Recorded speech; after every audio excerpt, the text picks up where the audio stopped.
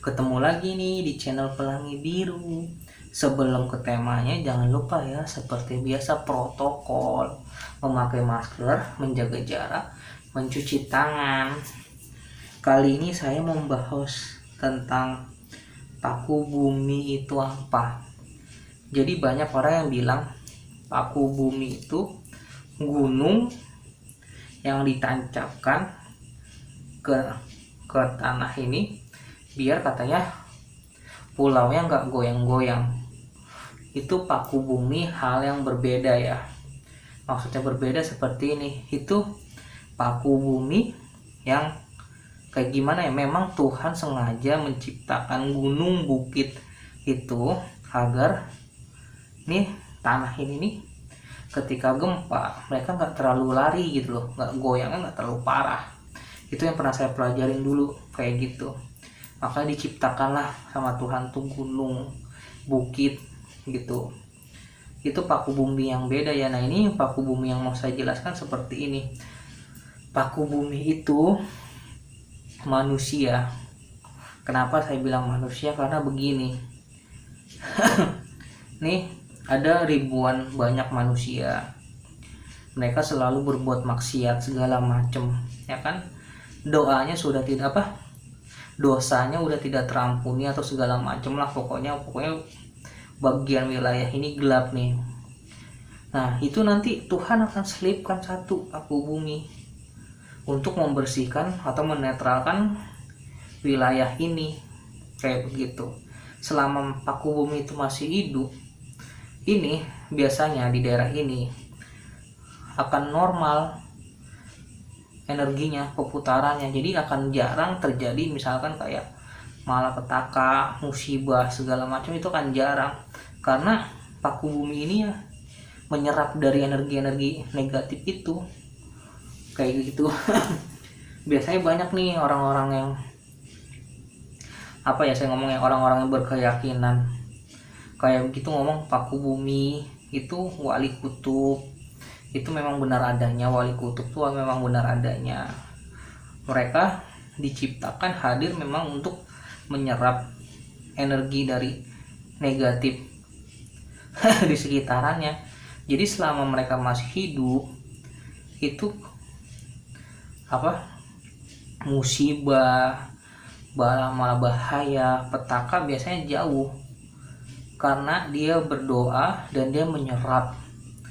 Itu banyak loh di luar sana yang dia tidak tahu bahwa dirinya itu ya untuk menstabilkan energi yang ada di sekitarannya. Nih saya kasih contoh ya, gimana saya ngomong ya, masa saya ngomong banyak di sini nggak enak juga nih. Oke lah, saya ngomong deh kayak gini. Tahun 2012 ketika saya dapat hidayah itu, saya banyak bisa melihat segala macam, menembus sana sini ya kan. Terus pas ketika saya lagi berzikir, saya melihat di ufuk timur, itu daerah Jawa Timur ya. Ini saya ngomong di daerah Jawa ya, di daerah Jawa Timur. Itu ada sebuah cahaya warna putih tapi agak-agak hitaman dikit, nggak abu-abu, agak hitaman dikit aja. Itu saya melihat di situ ada seorang kakek-kakek umur 60-an. Itu sedang berzikir juga, dan itu cahayanya keluar dari tubuh dia, tembus ke atas sampai ke langit ke berapa ya, saya nggak ngomong nih, pokoknya tembus sampai ke atas gitu. Di situ saya takjub kan. Saya takjub, saya kaget, saya lihat ini siapa nih ya kan. Dengan songongnya saya samperin. Pas saya samperin, terhentilah dia zikirnya, dia kaget ngeliat saya. Habis itu saya nggak enak kan, saya pulang lagi. Pas saya pulang lagi, belum sampai masuk balik gitu, dia udah ada di kanan saya. Dia ngomong gini, mainlah cu kapan-kapan sama kita. Dia ngomong begitu. Hah? Saya ngomong gitu. Oh iya, akhirnya saya main lah. Jadi paku bumi itu bener adanya. Jadi mereka ada di bagian timur, tengah, barat, sama bagian mana kok. Jumlahnya itu kemarin yang saya lihat itu ada 9. Warnanya beda-beda. Habis itu saya pernah saya mendengar beberapa tahun yang lalu, ini 2 tahun yang lalu, sekarang tahun berapa sih, tahun 2020 ya apa 2021, berarti kira-kira 3 sampai 4 tahun yang lalu ada orang pemuka agama di daerah Jawa Timur meninggal. Sejak itu saya nggak pernah lihat lagi tuh cahaya itu. Saya baru tahu ternyata orang itu, cahaya itu seperti itu.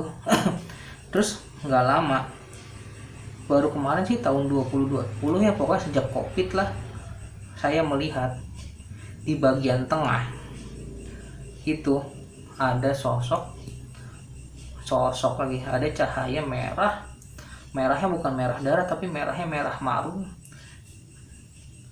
Ke atas lagi itu belum pernah saya lihat ya, belakangan ini dari dulu tuh belum pernah saya lihat, baru belakangan kemarin saya lihat, dan saya melihat sosok perempuan. Dia lagi ibadah khusyuk banget, kalau nggak salah saya lagi baca Al-Quran deh, cuman dia nggak sadar dia tuh siapa. Saya melihat dia lama ya kan, saya bilang apakah ini mungkin penggantinya yang meninggal itu, karena kalau misalkan yang meninggal itu mati dia akan tergantikan tuh dengan yang dipilih oleh Tuhan, akan diganti gitu loh, untuk menstabilkan. Biasanya akan kosong beberapa lama, terus akan diganti lagi. Kalau misalkan ada dia meninggal terus nggak tergantikan, berarti itu tandanya udah mau dekat dengan kiamat.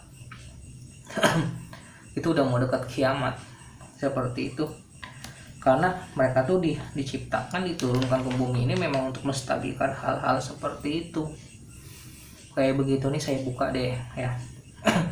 Jadi paku bumi itu sebenarnya manusia, bukan paku bumi buat menstabilkan bumi ini ya, tapi buat menstabilkan energi dia yang di bumi ini. Jadi selama dia masih hidup, itu kemungkinan kiamatnya itu masih agak lama.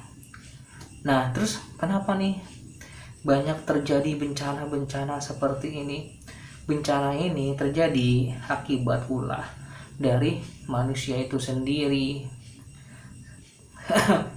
Terus dengan kehadiran mereka udah nggak bisa menghalau itu lagi, karena ini udah hasil dari perbuatan manusia itu sendiri.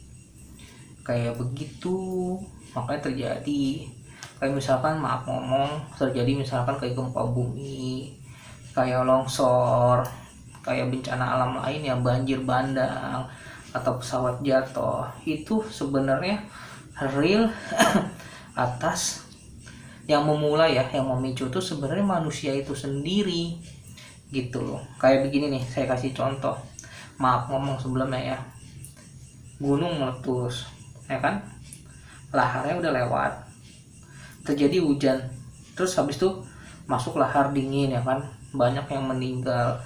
Atau misalkan pas lahar itu tiba-tiba banyak nih rumah yang kena, yang di pinggiran kali ini, maaf ngomong banget ya, seharusnya pas gunung itu meletus, mereka kan membuat jalur sendiri tuh sampai kemana ya kan. Nah, manusia ini iseng nih, kali itu dikecil-kecilin sama dia, dibuat rumah, dibuat ini, akhirnya kali itu mengecil. Jadi fungsinya udah nggak semestinya. Mau digali sedalam apapun, kalau volumenya ya banyak ya nggak akan tertampung seperti itu. Jadi seperti itu ya. Jadi banyak sebenarnya udah susah sih ngomongnya ya, karena kita juga butuh hidup, butuh segala macam, tapi manusia ini udah melebihi kodratnya, udah melebihi apa ya, kalau bisa dibilang rakus tamak. Apalagi kayak pengusaha kayak begitu, yang ngebabat semua pohon buat dia bikin apa. Yang paling saya kesel tuh, dia melakukan penambangan habis itu tambangnya ditinggalin gitu aja. Itu saya kesel banget itu sebenarnya, tapi mau gimana, kita cuma masyarakat biasa kayak begitu. Jadi intinya kayak gitu ya, paku bumi itu manusia. Jadi selama dia masih ada di dunia ini, itu kemungkinan kiamatnya tuh agak lama, karena dia untuk menstabilkan.